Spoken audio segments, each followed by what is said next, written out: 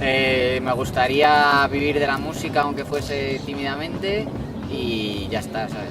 O sea, me encantaría vivir de la música de aquí a 5 años, pero es como cuando eras pequeño, ¿sabes? Si tú quieres algo de verdad, no estás pensando que lo quieres, sino que lo estás buscando, ¿sabes? Cuando tú tienes sed, te levantas y vas a por agua. Yo soy Antón Álvarez, a.k.a. Joven Protesta. Soy una futura superestrella de la música urbana hecha en español. Como toda marca que lo hace bien, su obra y su comunicación tiene bastante que ver con su historia. Y quiero aclarar que este vídeo lo hago porque he visto varios de Zetangana que ya tienes por YouTube si los quieres chequear, pero no me sentía para nada identificado, así que ahora que estoy aquí con COVID Plus, pues voy a aprovechar para grabarlo. Tampoco me quiero extender mucho en su historia, ya que para eso podía hacer un vídeo sobre ella, pero realmente creo que sí que hay algunos hechos, en cuanto a marketing se refiere, que tienen bastante importancia. Así que vamos a ello. Sí, vamos paso por paso. El primer punto sería el nombre, el cambio de nombre, porque para mí, aquí veréis las maquetas y los álbumes que sacó como Crema, pero para mí, hasta 2011 realmente Crema o Zetangana, como lo queréis llamar, era la movida de Madrid, o sea, era la influencia de Hermanos Herméticos, de Scientific, Leyendas Legales, aunque destacaba dentro de eso. Pero para mí el cambio comenzó a surgir con la influencia de Nueva York, del sur de los Estados Unidos. De hecho se ve en 2011, antes de cambiarse el nombre, que saca King of Red con Agora Zane, que de hecho ese disco me flipa el curro de Fabiani porque el toque ya azul ese que hacen está muy guapo. Y ese mismo año con Agora Zane presenta Zetangana, se cambia el nombre. El nombre era simplemente un cambio, o sea, también iba acompañado de un cambio de estilo, pero lo que pasó fue que la gente le dio muchísima tralla y entonces Zetangana se aprovechó porque se estaba empezando a desmarcar de la movida madrileña de aquel entonces, y ese cambio de nombre y toda esa publicidad y esos comentarios de Crema, que vuelva a Crema, etcétera, etcétera, pues le sirvieron como publicidad para crecer y para hacerse aún más famoso. A final del año siguiente, en 2012, saca Loves, que es un álbum de la leche, o sea, a mí me flipa también. Creo que está producido por él mismo y por Fabiani. Transmitía y transmite en realidad unas sensaciones brutales, y yo de hecho me acuerdo que con este álbum fue con el que le conocí. A mí me flipaba la portada, y cuando lo conocí me acuerdo que lo subí a mi blog. Yo tenía un blog de rap que era Hip Hop en las Venas, y subía álbumes de distintas personas para descarga, ¿no? Entonces pegó un pelotazo de visitas con el álbum de Loves, entonces me empecé a fichar toda la música de Zetangana y de Agora Zane desde aquel entonces. Recuerdo que yo iba descargando los temas de Hip Hop Groups o de los frikis de cuarto de eso para luego subirlos, y también que me compré una revista, de hecho no sé si fue el año siguiente o así, porque le dieron una entrevista a Agora Zane y a mí me flipaba porque justamente lo que tenía era que para entender a Agora Zane o para entender a Zetangana tenías como que entender a todo el artista para poder descifrar los mensajes que tenían las canciones, que ya me dirías tú con 14 años, porque yo soy del 98, lo que pillaba, o sea, realmente pillaba bastantes cosas, pero justamente esto es lo que me pareció brutal, porque al final se convirtió en una experiencia. O sea, en 2012, vale, yo tenía 14 años, iba pillando cosas, pero con el paso de los años tú ibas entendiendo más referencias, ibas entendiendo a qué se refería con esta frase. Para hacer una analogía de lo que sientes con este tipo de cosas, tú imagínate que compras una prenda de ropa de una marca y con el paso de los años se va adaptando a tu forma de vestir, te produce nuevas sensaciones que no conocías antes. Al final lo que va a pasar es que esa marca te va a flipar. Pues eso es Zetangana y eso era en aquel entonces. Pero hay que entender que en el nicho del rap que éramos, porque era un nicho súper pequeño, pues Zetangana no podía hacerse grande y no podía destacar tanto como lo ha hecho ahora, aunque todo el mundo diga, no, sí, es que eso era lo que molaba, pero el mercado no pedía eso ni de lejos, vamos, ni pide realmente. Ahora la gente se cree con derecho a opinar. Dame €1 a cada verso que te hizo flotar. Te lo di gratis, entonces no dijisteis nada. Paga mi plato y después hablamos. Después de este álbum prácticamente dejó de hacer música y en 2014 sacó Trouble más Presidente, que eran 2 temas o 2 temas y un remix, algo así, donde entró ahí ya Alice, al que había conocido un año antes, que es su productor actual. En 2014 saca Alligators, que es un videoclip donde patrocinaba Lacoste, marca que por cierto desde años antes había vestido y había mencionado de hecho en alguna letra, paseando un cocodrilo, que de hecho generaría después la polémica con el Nega, aunque lo de pasear cocodrilos realmente ya se había hecho incluso por el propio Lacoste. Después de esto, aunque realmente desde el 2012 no había sacado mucha música, se retira.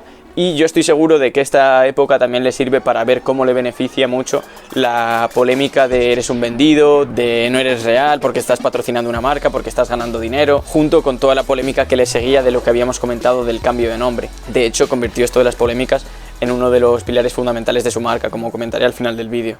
Ayer todo era de plaza, puerta del Ángel, mi mejor sonrisa con 13 escuchando Public, a veces en el cruce con el vietnamita y birra con mala perra en la jeta volviendo tarde. Daban sobre el día a día, que era una imagen bastante fiel de lo que vivía España en aquel entonces te identificabas con eso, o sea, era mucho más fácil identificarse con Z Tangana y Agora Zayn que con un álbum entero de Duo Kie, por ejemplo. Totalmente de acuerdo con esa afirmación. Y sus letras giraban, como digo, alrededor de sobrevivir el día a día, de la ambición de conseguir dinero y vivir sin preocupaciones, referencias a Madrid, al cine, a la música de aquellos días. Y yo creo que es algo que si no lo has vivido es difícil de explicar, porque, por ejemplo, que tú te pongas a leer Bukowski y que Manto, con el siguiente tema que escuches, o un tema que ya habías escuchado muchas veces, como comenté antes, de pronto te hace una referencia a Chinaski, pues te flipa. Y es por eso que mucha gente lo recuerda y lo escucha con una mezcla entre nostalgia y rabia, y al final de ahí parten esos comentarios de que vuelva Crema. Aunque los dos grupos, tanto esos que comentan ese tipo de cosas como la gente que le escuchamos con orgullo y realmente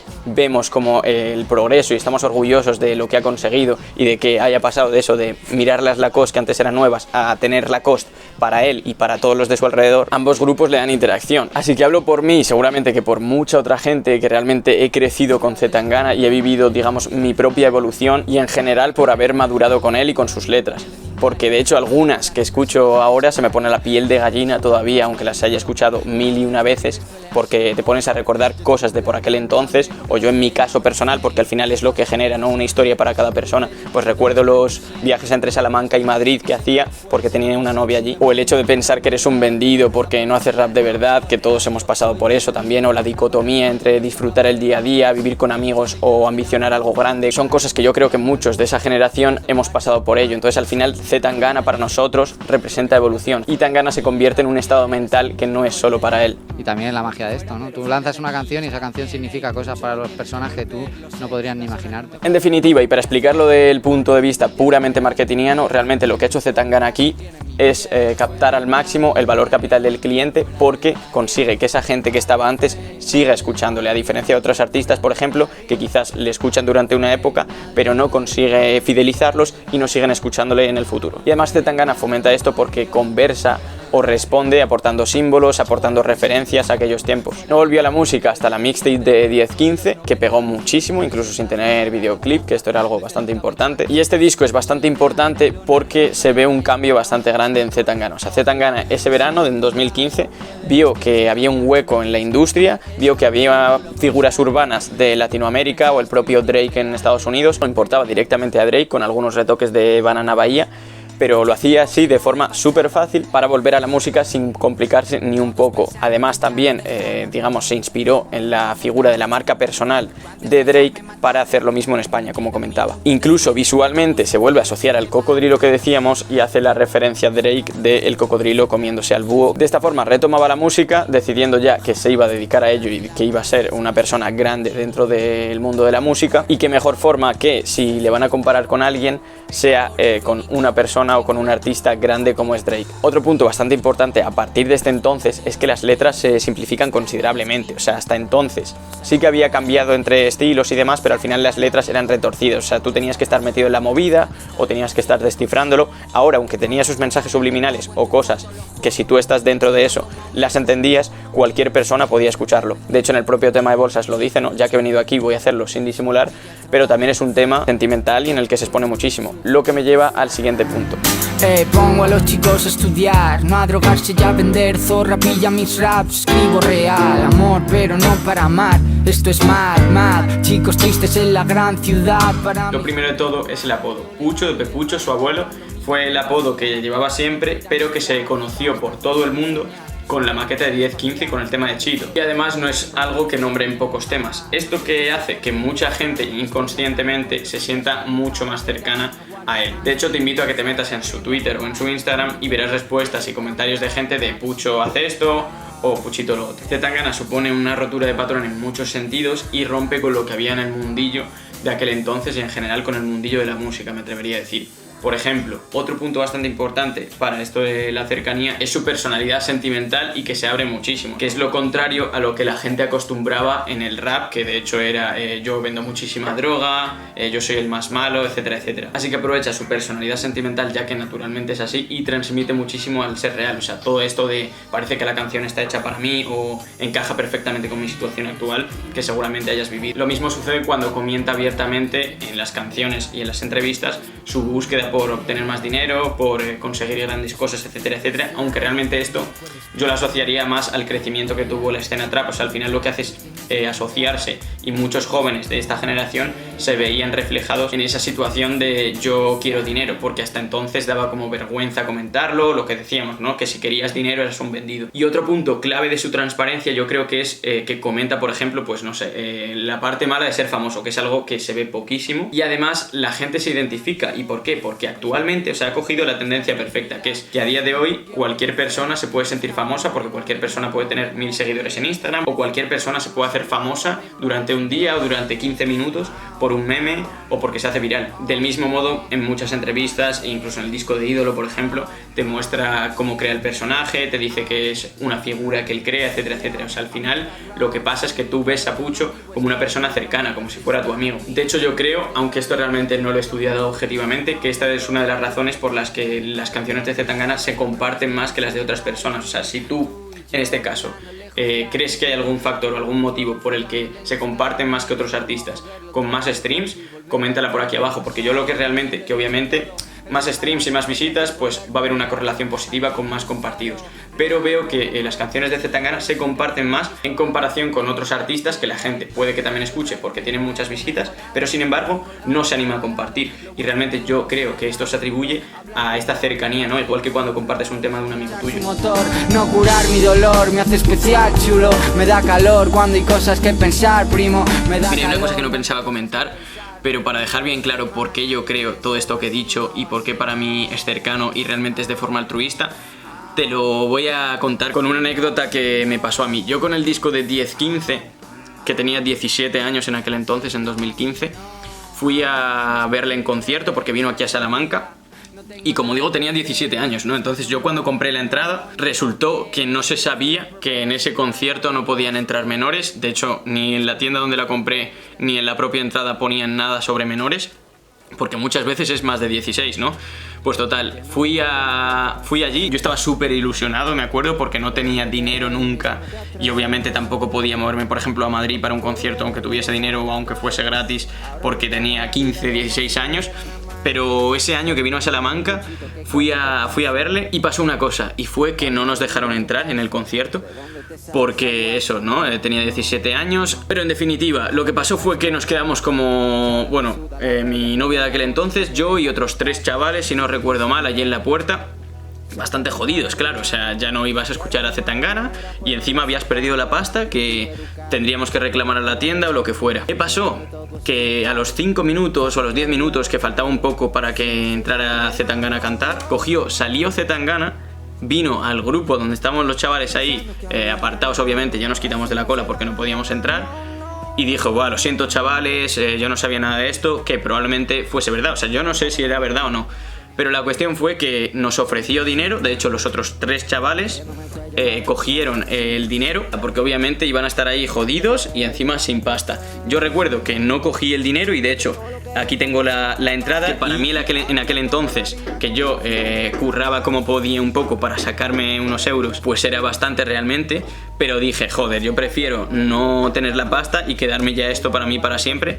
Y realmente ahora estoy orgulloso, o sea, para mí ahora 12 euros es mucho menos de lo que era en aquel entonces. Y me quedo ya con el recuerdo además de que salió, nos dio la mano, nos pidió disculpas y demás. En 2016 saca Siempre con Agora Zayn, y lo que hace es meter bastantes referencias a lo que había sido él antiguamente, tanto estéticamente como en las letras.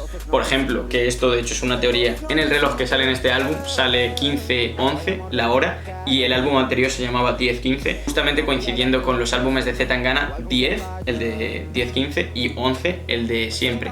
Y de esto se genera una teoría, lo cual me lleva al siguiente punto. Claro que no te he olvidado, espero que aún me andes por ahí con cuidado. Las letras y los videoclips muchas veces tienen mensajes ocultos. Esto era algo que se hacía muchísimo en el rap, lo de llenarlo de referencias que tenías que ir descifrando poco a poco, pero Zetangana lo ha sabido mantener incluso después de salirse de este género.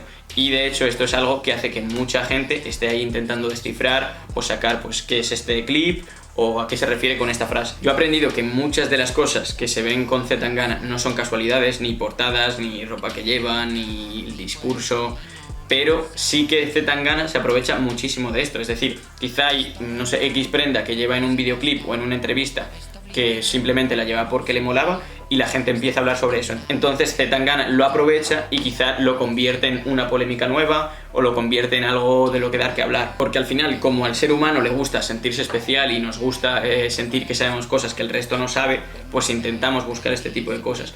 ¿Y en qué se traduce? En interacción y visibilidad. Y explico con un ejemplo rápido a qué me refiero con esto de que se aprovecha. Pues por ejemplo, lo de los álbumes que acabo de comentar, ¿no? Lo del orden de los álbumes, quizá era algo que ha sido pura casualidad porque, por ejemplo, 15 del 11 fue la fecha en la que salió, pero Zetangana lo lee y lo que hace es coger y en el álbum número 15 pues hace algo especial para que la gente empiece a pensar y vuelva a sacar la teoría, etcétera, etcétera. Y además es algo que ha creado él, o sea, él desde el rap, metiendo todas esas referencias y haciendo este tipo de juegos, ha creado un grupo de personas que van a estar fijándose en qué es lo que hace, y este personaje que ha creado hace que estas personas nos estemos dando cuenta de lo que sale en el videoclip o lo que no. Que tú puedes pensar, por ejemplo, pues no, es que esta persona es más analítica y por eso se fija en los videoclips. En mi caso, por ejemplo, ni siquiera veo videoclips.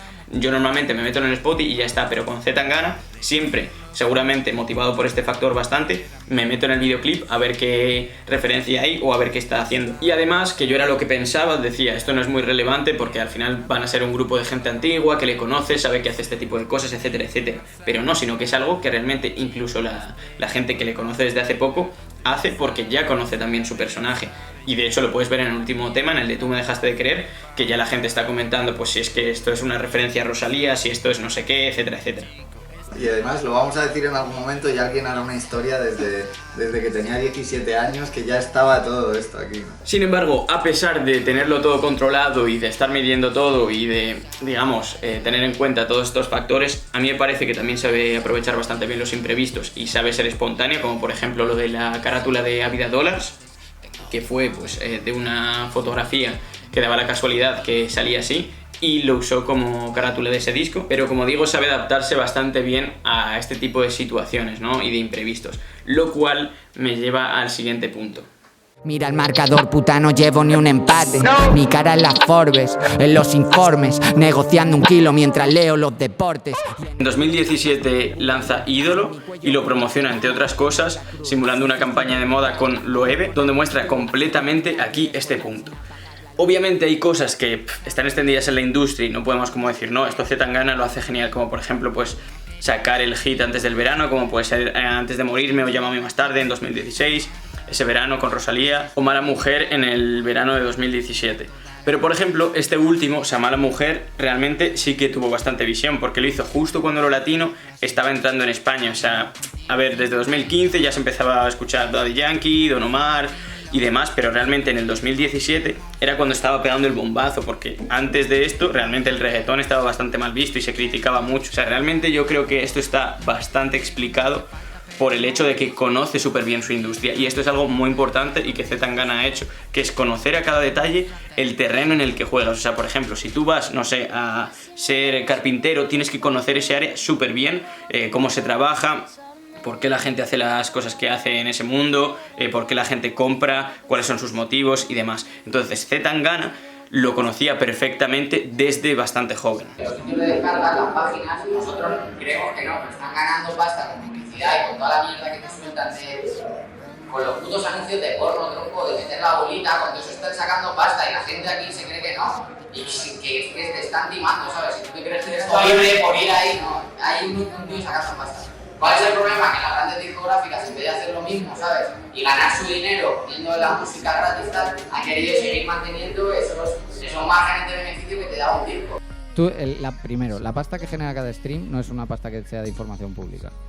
Eso es una pasta Lo sé. Eso es una pasta. Cada stream es distinto. Cada empresa efectivamente, porque es un deal privado que tienen las empresas de streaming con los distribuidores. Fundamental es que uno entre ahí con una estrategia muy de de profesional, de estar en un ámbito única y exclusivamente de mercado, luego aparte tú en el estudio y en tu arte haz lo que tú quieras, pero cuando estés sentado con una multinacional tienes que pensar con esa perspectiva. A uno le va bien si uno es capaz de adaptarse a lo que hay, ¿no? Y más si solo estás hablando de ganar dinero, que es de lo que habla la industria, ¿no? Para la creatividad, sin duda, estamos en un muy buen momento. Creo que Sony ha visto en mí pues, una oportunidad de negocio, porque si no, no se hubiera sentado a hablar conmigo. Y además se nota mucho otro punto, que es que ha dicho, voy a vivir de la música. No es que le haya venido y de pronto esté ganando dinero con su música, o de pronto pegue un bombazo y entonces puede hacer dinero de eso, sino que decidió empezar a dedicarse a la música. Me explico por qué creo que es importante. Yo, por ejemplo, que tuve la agencia de marketing, realmente la tuve porque estaba gestionando Instagram y la gente me empezaba a pagar por ello. Sin embargo, yo partí de una posición pues menos sesuda, ¿no? O sea, súper cómoda, que no tengo que estar pensando cómo entrar, cómo diferenciarme, cómo destacar, etcétera, etcétera. Cosa que Zetangana sí que tuvo tiempo para meditar. En general, Zetangana se adelanta bastante al resto, o sea, tanto en términos de marketing, si lo quieres llamar así, como de industria musical o como quieras. Y se ve mucho con, por ejemplo, lo del género musical, ¿no? Lo del trap, que se puso bastante de moda, ¿no? Él siempre en las entrevistas decía que no sabía lo que era el trap, por ejemplo, depende también quién le preguntara, o se desmarcaba de eso, o decía que él no era eso, y tenía bastante sentido. Ahora lo vais a entender porque os voy a poner este clip. Es muy peligroso porque dentro de 1 año, 2 años, lo de trap ya no va a molar tanto para los medios decirlo y todos vamos a estar en esa categoría y vamos a caer todos, ¿sabes? Y a continuación, esta gráfica que veis aquí, y ese punto que veis que hay, que es un pico, es 2019, es decir, 1 año y pico después de que dijera esto. O esta entrevista de 2016 donde comentó sobre su futuro. Quiero salirme del rollo, ¿sabes? Quiero hacer música con gente que no tiene nada que ver con nuestra música. Fuera del hip hop incluso. Sí, fuera completamente. Creo que no hace falta ni comentarlo siquiera. O en Cuarentena, que a mí me parece, por ejemplo, que supo adaptarse a la perfección. O sea, fue a lanzar el disco de Bien y, obviamente, en una pandemia mundial, pues tiene sus dificultades, ¿no? Sobre todo con el tema de hacer eventos físicos, pero él lo supo aprovechar y hizo esta serie documental de vídeos que tuvieron bastantes visitas para ser ese tipo de vídeos, junto con entrevistas online, apareció por ejemplo en La Resistencia también, hizo directos en Instagram, así que yo creo que este aspecto se ve bastante claro en Zetangana. De hecho, la música no solo busca que suene bien, sino dónde va a sonar, si se va a pinchar, o la tendencia de Mobile First a la que se adaptó perfectamente, o el tema del single en lugar del álbum, y todo bastante temprano. Hace poco, de hecho, se abrió TikTok y justo a la vez que sacó el tema de Tú me dejaste de querer. ¿Qué hizo después justo de sacar el tema? Hizo un directo con Ibai, que casualmente tiene muchísima audiencia dentro de TikTok. Todo lo que predije se ha hecho realidad. Lo puedes escuchar por toda la ciudad.